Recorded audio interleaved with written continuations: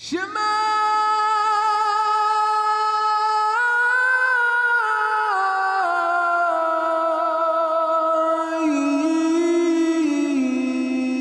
Israel. Hope you enjoy this next study. My name's Dee. This is my wife, Millie.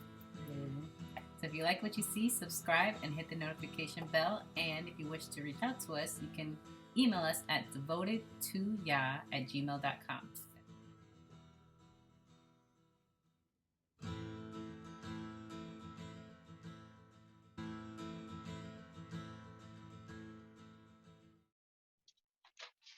Okay, we are now going over Isaiah, Yeshayahu, chapter 2.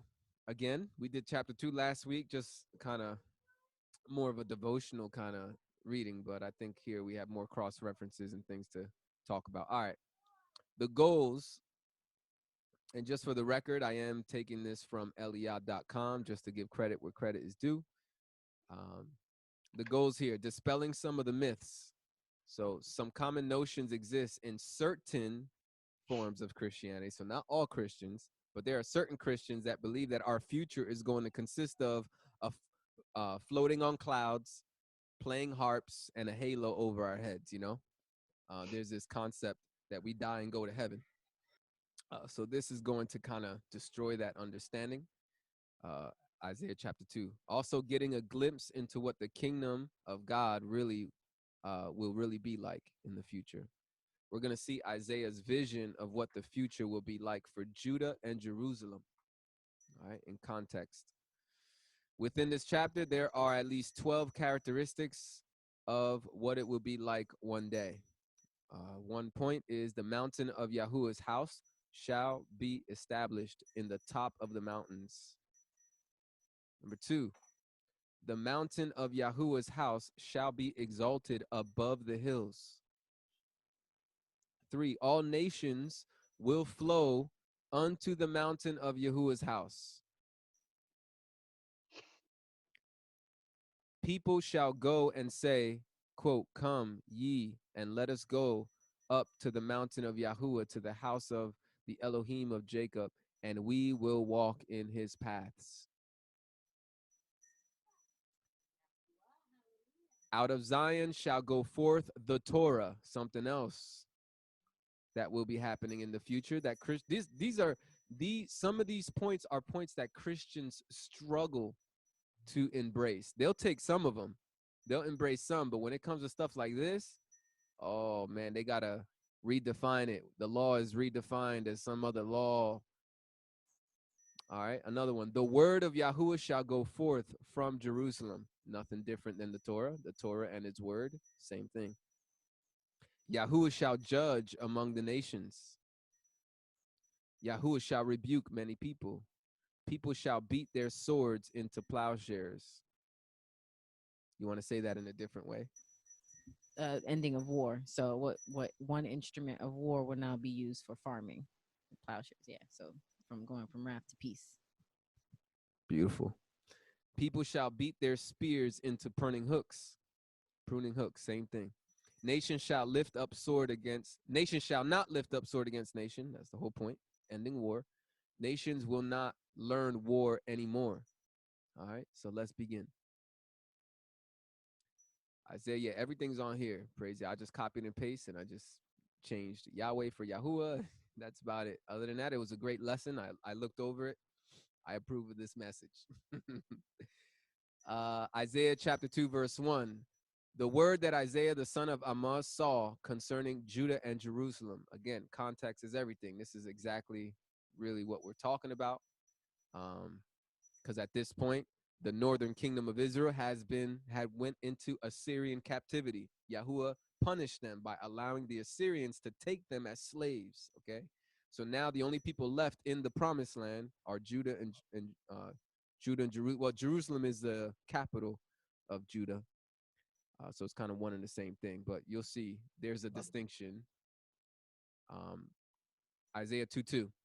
It says, and it shall come to pass in the last days that the mountain of Yahuwah's house shall be established in the top of the mountains and shall be exalted above the hills, and all the nations shall flow unto it.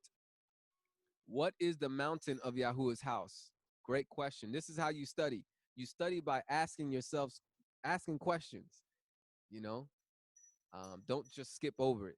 You know, sometimes I skip over stuff, even when I'm doing live teachings. If I don't know what that word is, for the sake of time, I'm not trying to go into it if my heart's not really. But if I was off record at home, sitting with my Bible at the dining room table, I would typically not try to skip over that. I want to know what that word means. I want to know, you know. So here's a good question. What is Yahuwah's house? Messiah. Okay. Yes. Let's examine some scripture on this subject. Psalms chapter 2, verse 1. It says, "Why do the heathens rage and the people imagine a vain thing? The kings of the earth set themselves and the rulers take counsel together against Yahuwah and against his anointed." Anointed means Mashiach or Messiah. So um, anointed was used for the kings of Israel. Those are the people who were anointed and given that position, and the priests. Okay. But also, obviously, Yahusha is called Yahusha the Messiah. He is the anointed, like the one and only special anointed king of Israel, you know? So he is not to be equated with all the other kings of Israel from history. So some people take this passage as prophetic, speaking about the Messiah. So the enemy is coming against Yahuwah and coming against Yahusha. Psalms 2:3. Let us break. Also, it's double. It's both. It's not one or the other. Also, the world has always, and Satan has always attacked Yahuwah and the kings of Israel. So the battle has always remained the same between Satan and Yahuwah and his people. But verse 3 says, "Let us break their bands asunder and cast away their cords from us." That's what the enemy says. Verse 4, "He that sits in the heavens shall laugh. Yahuwah shall have them in derision. Then shall he speak unto them in his wrath and vex them in his sore displeasure. Yet I have set my king upon my holy hill of Zion." Again, the question is, what is the mountain of Yahuwah's house? Okay, and we're getting a little insight here. I have set my king upon my holy hill, Zion. Yahuwah has set his king on his holy hill. Let's look at some more scriptures on this. Psalms 132, verse 11 and on, it says, "Yahuwah has sworn in truth unto David. He will not turn from it. Of the fruit of his body will I set upon my throne. If thy children will keep my covenant and my testimony that I shall teach them, their children shall also sit upon thy throne forevermore." Again, speaking to David. Okay, there is the lineage, the genealogy, someone in the line, or everyone in the line of David. There's going to be children of David who are going to be sitting on the throne as king. Okay, Yahusha is a descendant of David by his genealogy. That's why it's important that he was born as a human, because he had to come from David. That's why he had to go inside of a woman and be born as a human so that he can carry that DNA. All right, because it's prophecy. If he didn't, then Yahusha is not a legitimate Messiah, according to the promises of David and the covenant he made with David, right? And there's a lot of Jewish people, anti-New Testament Israelites out there that claim that Yahusha is illegitimate because he was born of Yahuwah and not literally from Joseph. But that simply, I just say it's this simple. First of all, Mary is connected with David. Her genealogy is connected with David. Even so, if she wasn't, it's very easy for Yahuwah to take the seed of Joseph. If doctors today can do it, if doctors can take the seed of men and inject it into a woman's embryo and that woman to get pregnant, how easy do you think it's for Yahuwah to do it? Why can't he do it? Why can't he supernaturally take the seed of Joseph and put it inside, do a surgical procedure supernaturally and put that seed inside of Mary. Very easy. So that's what I tell the people who try to preach against the virgin birth or Yahusha being literally Joseph's son. You know, they preach, oh, he's not literally Joseph's son. I'm like, no, he is. That's why they go through the genealogy. They go through the genealogy because he's connected. If Yahusha wasn't connected to Joseph, there would be no point in reading the genealogy of Joseph because it has nothing to do with the Messiah. Obviously, it does, and that's why they put it in the book of Matthew. Anyway, going on a little rant. So Yahuwah made a promise to David that his children will sit on the throne forevermore in verse 12. Psalms 132 verse 13 says, for Yahuwah has chosen Zion.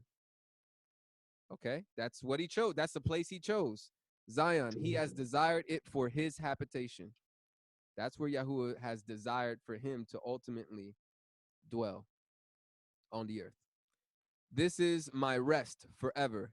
Here I will dwell, for I have desired it. Why did he desire it? I don't know. I mean, we can look into that, but the point is, this is what Yahuwah chose. This is what he promised. This is the covenant he made, and we're not going to change that. It's not China. You know what I'm saying? There's this occult group out there called the World Mission Society Church of God.